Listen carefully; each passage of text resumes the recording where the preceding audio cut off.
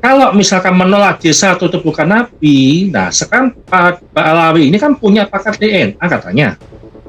Nah, bisa nggak membuktikan kalau DY32612 itu punyanya Nabi Ibrahim?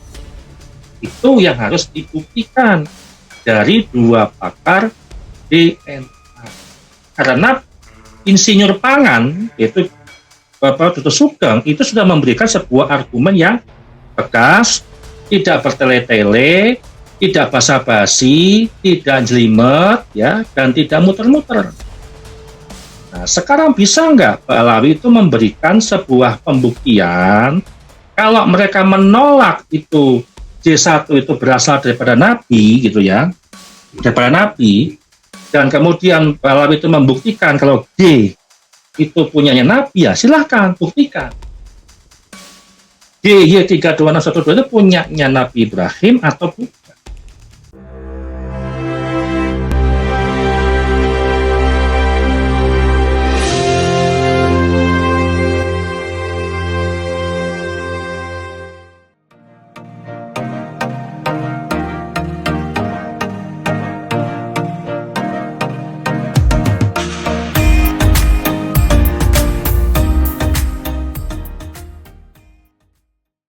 Bismillahirrahmanirrahim. Assalamualaikum warahmatullahi wabarakatuh. Sahabat Charlie dimanapun berada, beberapa hari terakhir kita menyaksikan sebuah perdebatan yang cukup panas di ruang publik dan tidak berhenti-hentinya, ya. Perdebatan tentang nasab, ya, tentang genetika, kemudian tentang DNA. Dan tentu saja tentang kritik yang disampaikan oleh Dr. Sugeng yang kemudian dijawab oleh Mas Rumel Abbas, ya, atau sebaliknya. Nah, saya ingin memulai dengan satu kalimat sederhana sebelum kita diskusikan masalah ini, ya, bahwa dalam sebuah ilmu pengetahuan kita tidak mencari siapa yang paling keras untuk berbicara, siapa yang paling sering menarasikan dalam sebuah argumen-argumen.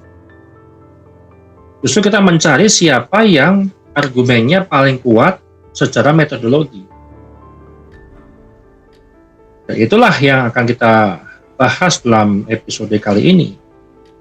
Dan disclaimer terlebih dahulu, ini bukan menyerang pribadi, bukan menjatuhkan orang. Insya Allah lah saya akan menyampaikan secara elegan, ya, dan masih dalam koridor menghormati apa pendapat orang lain. Dan juga kita akan mencoba membaca argumen yang ada secara ilmiah, secara jujur, dan secara natural, tanpa ada rekayasa narasi, tanpa ada settingan, tanpa ada sebuah unsur-unsur yang lebih cenderung kepada personal. Nah, pemahaman yang pertama yang saya sampaikan terkait bagaimana memahami posisi Mas Rumel Abbas. Nah, di sini saya mau adil. Kita harus adil. Apa yang dilakukan oleh Mas Rumel Abbas sebenarnya itu punya niatan yang baik. Beliau mencoba membawa sebuah diskusi nasab yang biasanya hanya berbasis literatur kitab sejarah, kitab nasab, filologi, ya, fikih lah, menjadi ke wilayah ilmu modern, ya, yaitu genetika populasi. Nah, itu langkah yang bagus. Saya apresiasi terhadap langkah yang dilakukan atau yang diambil oleh Mas Rumel Abbas. Karena dalam dunia akademik hari ini, DNA memang menjadi alat penting untuk memahami sejarah manusia. Nah, tetapi ada satu hal yang harus kita pahami terlebih dahulu, teman-teman. Dalam ilmu pengetahuan, niat baik saja pun itu tidaklah cukup. Karena harus tepat juga secara metodologi. Analogi sederhana begini, teman. Kita membayangkan ingin melakukan atau ingin mengetahui siapa sebenarnya ayah biologis seorang anak. Ya. Ayah ini, ya, saya pengen tahu, ya, anak ini itu ayah biologisnya siapa, atau siapa ayah biologis daripada anak ini misalnya. Nah, metodenya ada dua cara. Membaca cerita silsilah keluarganya, itu benar nggak anaknya, itu benar nggak ayahnya, ya. Yang kedua, itu melakukan tes DNA. Nah, jika DNA menunjukkan hasil yang berbeda dari cerita keluarga, maka ilmu pengetahuannya itu biasanya akan mengikuti DNA. Karena itu valid. Nah, namun di sini kita tidak mencoba untuk memberikan pemahaman ke publik DNA yang dekat. Yang menjadi perdebatan ini adalah yang ketika menjadi rumit, suatu hal yang rumit yang kita bicarakan ini tentang tokoh sejarah yang hidup 1400 tahun yang lalu. Nah, disinilah muncul sebuah perdebatan metodologi. Dan disinilah perdebatan antara Dr. Sugeng dan Mas Rommel Abbas yang sebenarnya terjadi, yang bisa kita bedah. Titik tumpunya di mana, benang merahnya di mana, dan seterusnya. Dan saya nggak akan menggunakan tampilan video-video yang menjelaskan silsilah pohon nasab ataupun DNA atau grup, enggak. Ya, tapi saya hanya ingin teman-teman memahami penyampaian saya secara lisan, penyampaian saya secara argumentasi, penyampaian saya secara.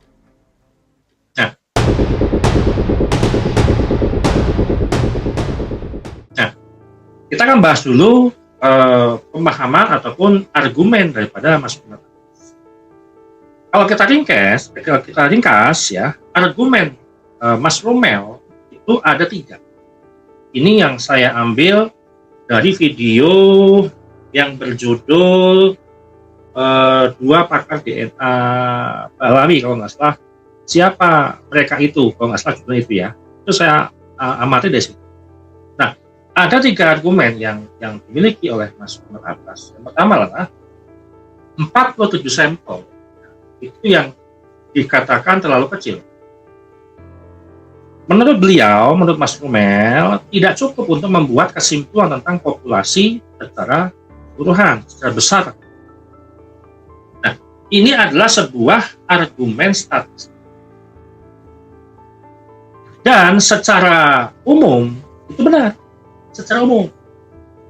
Dalam penelitian populasi, sampel kecil itu memang bisa menghasilkan margin error yang besar. Semakin banyak sampel, maka margin of error itu bisa menjadi lebih. Karena menurut Mas Rommel, 47 sampel itu kecil. Jadi, ya saya secara statistik itu benar. Dan yang kedua, argumen kedua adalah belum ada jejak DNA Nabi. Ini juga benar, sampai hari ini tidak ada jejak DNA Nabi. Tidak ada sampel DNA dari Nabi Muhammad, tidak ada sampel DNA dari Imam Ali, tidak ada sampel DNA daripada Nabi Ibrahim, dan seterusnya.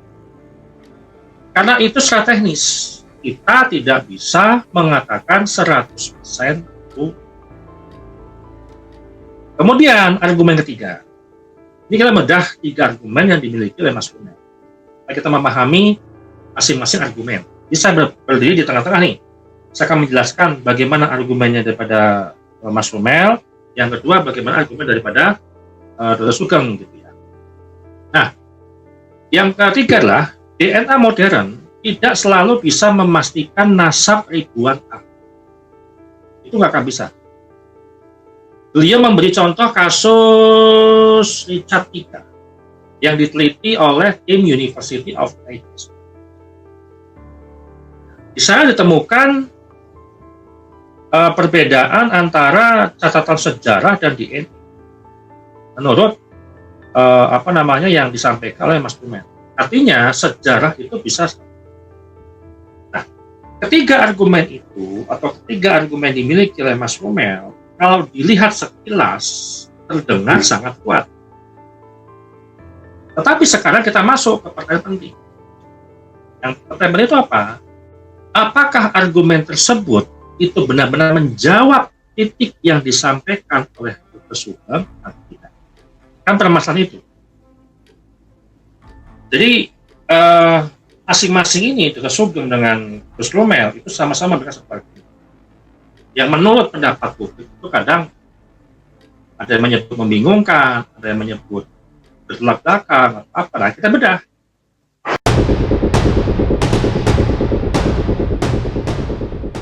Kemudian sekarang kita membahas tentang argumennya Dr. Sugeng. Argumen daripada Dr. Sugeng itu sebenarnya sangat simpel, atau sangat sederhana, nggak jelimet lah. Beliau mengatakan kira-kira gini, jika benar ada pakar DNA dari kelompoknya Ba'alawi ya, yang bisa dijadikan rujukan, karena kan Mas Romel memberikan sebuah rujukan daripada dua pakar DNA. Nah, maka pertanyaan sederhana yang dilakukan atau yang disampaikan Dr. Sugeng itu adalah tunjukkan saja secara ilmiah bahwa haplogrup G Y3212 itu adalah garis keturunan Nabi Ibrahim. Karena mereka menolak haplogrup J1 itu milik Nabi Ibrahim atau Nabi Muhammad. Karena tidak ada sampel yang pasti 100% secara akurat dari DNA Nabi. Hanya Imam Ali dan seterusnya. Nah, jika bisa dibuktikan, selesai kata Dr. Sugeng. Jika tidak bisa, maka klaim tersebut masih belum memiliki dasar. Sederhana itu, ya. Jadi mereka menolak J1, tapi tidak mampu membuktikan kalau GY32612 itu punyanya Nabi Ibrahim. Itu membenarkan nasab mereka. Di sini saya tidak akan membahas J1 itulah punya Nabi Ibrahim atau tidak. Bukan, saya nggak menjelaskan itu. Tidak akan memberikan kesimpulan kalau J1 itu adalah punyanya Nabi. Anggap aja kita nggak tahu J1 itu punya siapa, G punya siapa, R punya siapa, E punya siapa, O punya siapa. Kita nggak perlu menyampaikan ke situ. Dan tidak menyimpulkan kalau J1 itu benar. Ini kita biar supaya memahami kedua argumen itu dengan isi kepala yang kita reset. Jangan ada terkontaminasi bahwa saya J1 itu punya Rasulullah. Nah, saya akan memberikan sebuah analogi sederhana. Ketika saya mengaku sebagai keturunan Raja Majapahit, saya mengaku sebagai keturunan Raja Majapahit. Kita melakukan tes DNA. Ternyata DNA-nya berbeda dari keluarga kerajaan yang lain. Nggak nyambung, nggak match.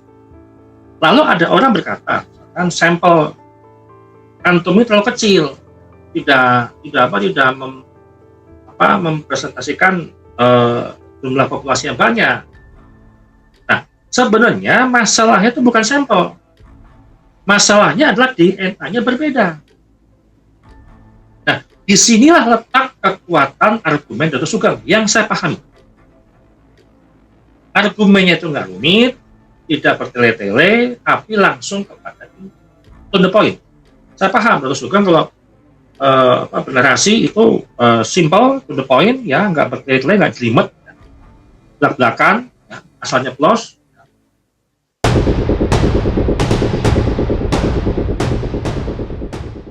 Nah, sekarang kita bahas perbedaan daripada haplogrup, ya. Dalam genetika yang diteliti itu adalah kromosom Y. Kromosom ini diwariskan dari ayah ke anak laki-laki, ya, hampir tanpa ada sebuah perubahan. Karena itu sangat berguna untuk melacak garis ayah. Ya.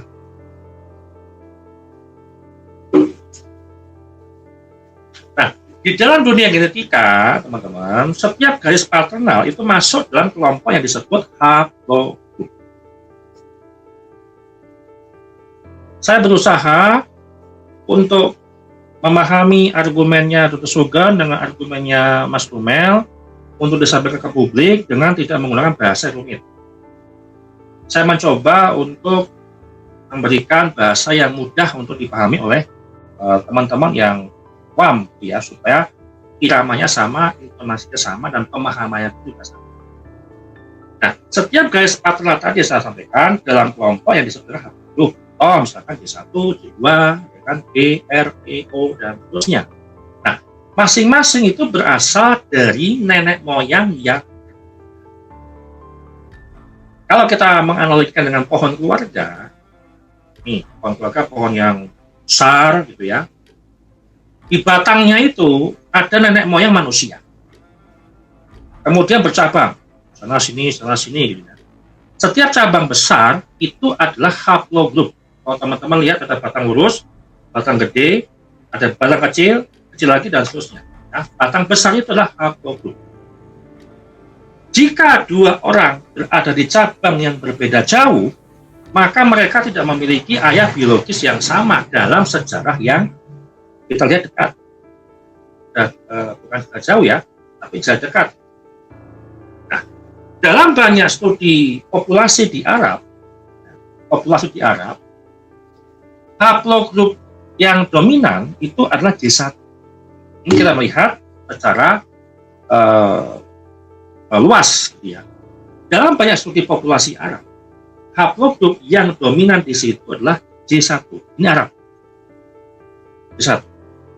Sedangkan pada komunitas Ba'alawi yang sudah melakukan tes melalui family tree DNA, banyak ditemukan GY32612. GY32612 dengan J1 yang notabene Arab, ini adalah dua cabang yang sangat jauh. Dua cabang yang bisa hitung jarak yang sangat jauh. Tidak mungkin dekat. Artinya apa? Secara genetika paternal, mereka berasal dari garis yang... Saya lupa tadi disclaimer. Saya bukan ahli DNA, bukan. Saya ingin mencoba memberikan pemahaman ke publik bagaimana memahami argumen Dr. Sugeng dan bagaimana memahami argumen daripada Gus Mumel yang kita bedah pada episode.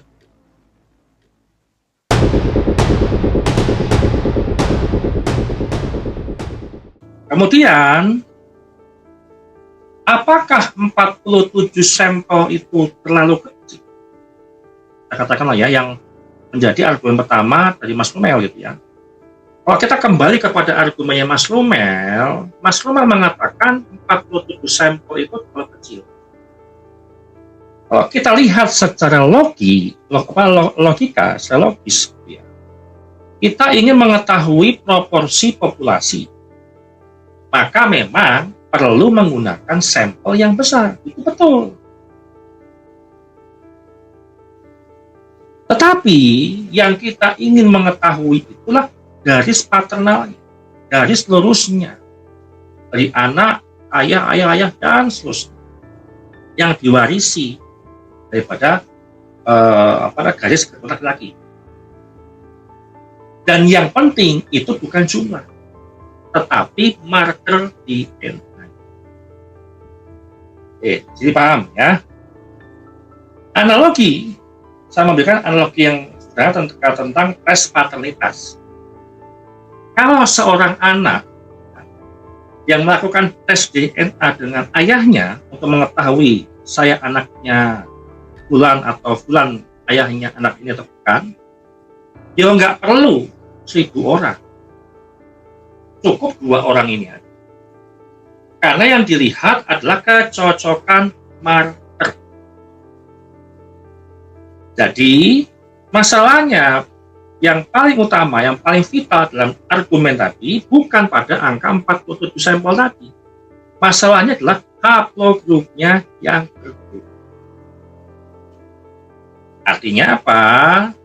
Kalau populasi Arab itu J1, kita nggak ngomongin J1 itu punya Nabi Muhammad SAW, bukan loh.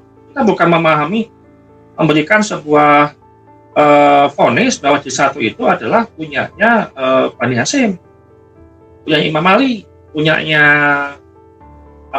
Nabi Ibrahim, bukan. Ya, ini kita anggap aja J1, punya siapa? Di Arab, kalau dia orang Arab, ya dia J1, karena jelas Nabi Muhammad itu dari Arab. Gak mungkin G.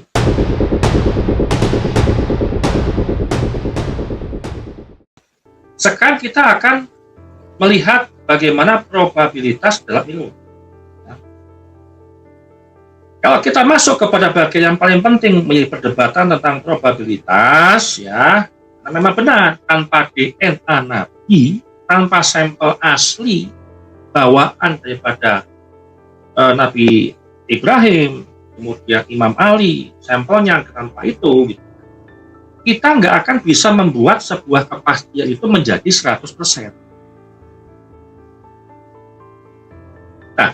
Tetapi dalam ilmu pengetahuan tidak selalu bekerja dengan sebuah kepastian. Ilmu bekerja dengan probabilitas. Nah, contoh sederhana begini.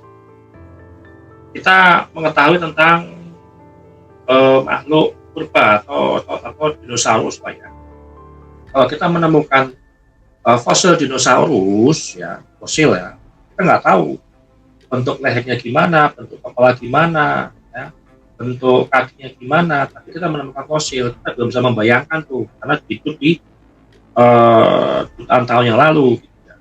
Kita nggak bisa melihat dinosaurus hidup, kita hanya bisa melihat di film.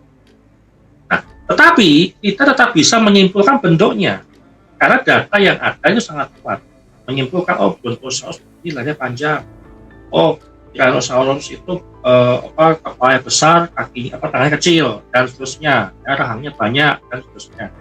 Karena data yang ada itu sangat kuat. Nah, begitu juga dengan genetika populasi.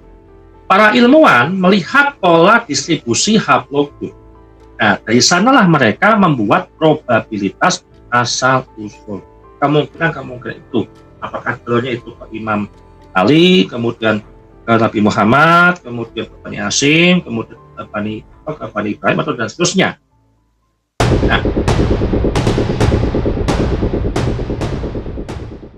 Nah, kalau kita bandingkan sebenarnya probabilitas mana yang bisa dikatakan itu besar. Kalau kita membuat sebuah pertanyaan sederhana gini, jika tidak ada DNA Nabi, maka kita hanya bisa menggunakan probabilitas. Pertanyaannya kita balik gitu ya. Mana yang lebih mungkin? Bahwa garis Nabi itu berasal dari haplogrup D1 atau dari haplogrup D.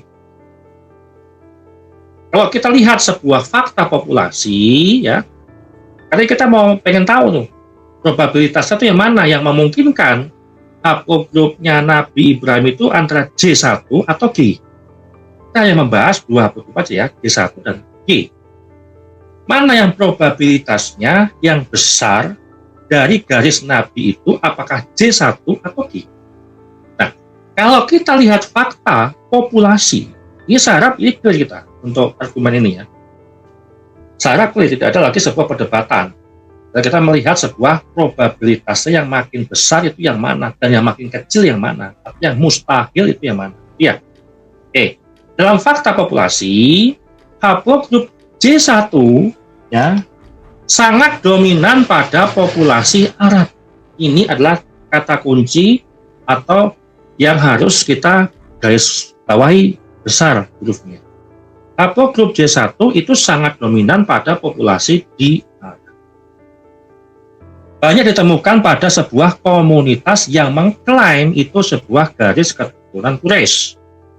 Nah, sedangkan haplogrup D itu lebih banyak ditemukan di wilayah Kaukasus dan Anatolia. Sekarang pertanyaannya, Nabi Ibrahim itu dari Arab atau dari wilayah Kaukasus atau Anatolia? Maka teman-teman bisa menyimpulkan probabilitasnya yang makin besar itu yang mana. Coba gini, saya pikirkan analogi sederhana. Kita sedang mencari asal-usul seorang nelayan, ya, nelayan yang mencari ikan, ya, namanya si Fulan misalkan. Kita nggak tahu asal-usulnya seperti apa. Gitu. Nah, cuma ada dua kemungkinan. Ya, kalau kita mencari asal-usul nelayan, seorang nelayan yang mencari ikan. Yang pertama, dia berasal dari desa pelayan yang ada di pantai itu, atau dari desa yang desa pegunungan yang jauh dari tepi laut atau tepi pantai. Dan mana yang lebih mungkin untuk mencari asal-usul nelayan? Kalau kita bicara secara probabilitas, ya tentu kalau mencari asal-usul nelayan itu ya hidupnya di desa nelayan, hidupnya di desa yang dekat dengan perairan laut atau pantai. Nah, begitu juga dalam genetika. Kalau kita mencari garis paternal orang Arab kuno, maka haplogrup yang dominan di Arab yang memiliki probabilitas yang lebih besar. Bukan kita melihat probabilitasnya dari Kaukasus dan Anatolia. Gitu loh. Ya, kalau kita mencari orang Arab kuno, ya probabilitas yang besar itu adalah yang dominan yang tinggal di Arab, bukan dari daerah lain. Ini yang menjadi pemahaman untuk teman-teman semuanya.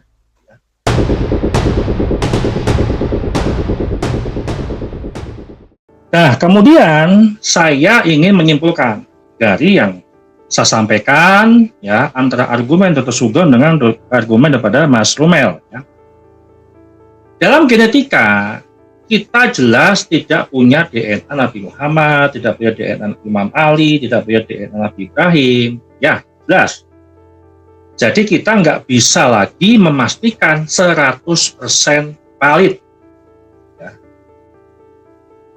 Tapi kalau kita melihat pola genetik Arab, ya, yang mayoritas itu berada di haplogrup J, sementara Alawi itu berada di haplogrup D, yang jumlahnya itu sangat kecil di Arab. Artinya apa? Secara probabilitas, kemungkinan garis itu berasal dari Quraisy itu juga jauh lebih kecil. Saya pengen teman-teman bisa menyimpulkan secara sendiri, menyimpulkan sendiri secara logis aja.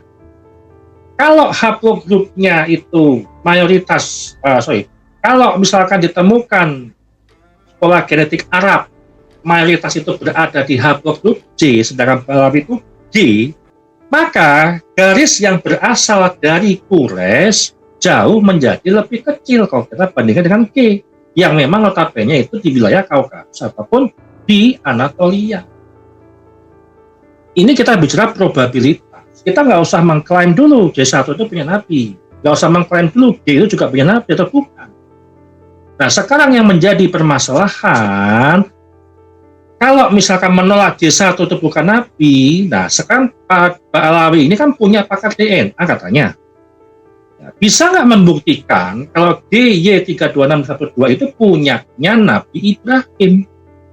Itu yang harus dibuktikan dari dua pakar DNA.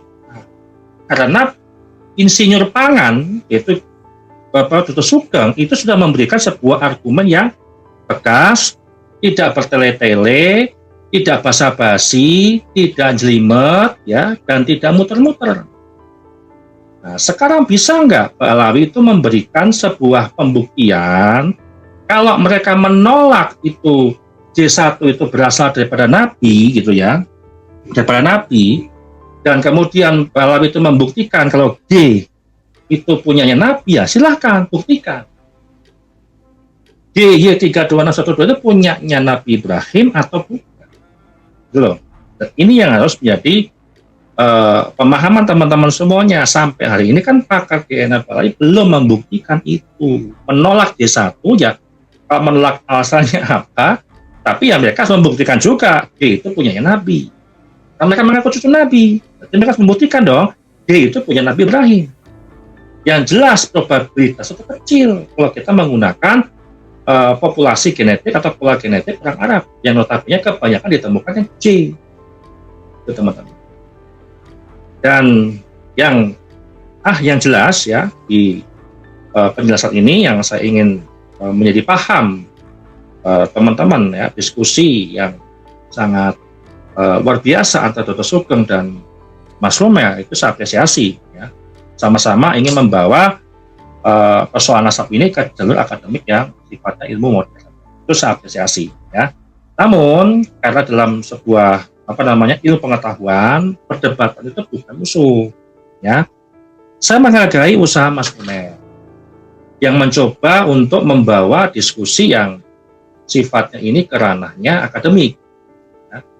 Tetapi diskusi ilmiah ini memiliki satu prinsip yang kritik itu harus dijawab dengan data. Bukan dengan merendahkan profesi orang-orang. Karena dalam ilmu pengetahuan tidak mengenal itu namanya kasta profesi. Seorang insinyur pangan itu tetap masih tetap bisa diakui untuk memahami genetik. Seorang ahli sejarah itu juga bisa belajar statistik. Dan seorang ilmuwan besar pun itu juga pasti bisa salah, tapi jangan bohong. Kan gitu ya. Yang dimana akhirnya perdebatan ini semakin sangat sederhana. Kalau kita lihat, saya sudah menjabarkan argumentasi Dr. Sugeng dengan argumentasi Mas Romel. Jika benar haplogrup G adalah gadis Nabi Ibrahim, ya sekarang tunjukkan saja bukti ilmiahnya. Jika belum ada bukti tersebut, maka secara ilmiah itu masih terbuka untuk dipertanyakan. Mbak Alawi ini cucu Nabi atau bukan, kan gitu. Dan disitulah ilmu pengetahuan. Bukan dengan sebuah kepastian yang mutlak, tetapi dengan probabilitas yang semakin mendekati daripada demikian saya, mudah-mudahan paham semuanya. Bagaimana kita membedah argumen Dr. Sugeng dengan argumennya Mas Romel, kita satukan mana yang memiliki probabilitas yang paling besar. Demikian saya, kata saya ucapkan wassalamualaikum warahmatullahi wabarakatuh.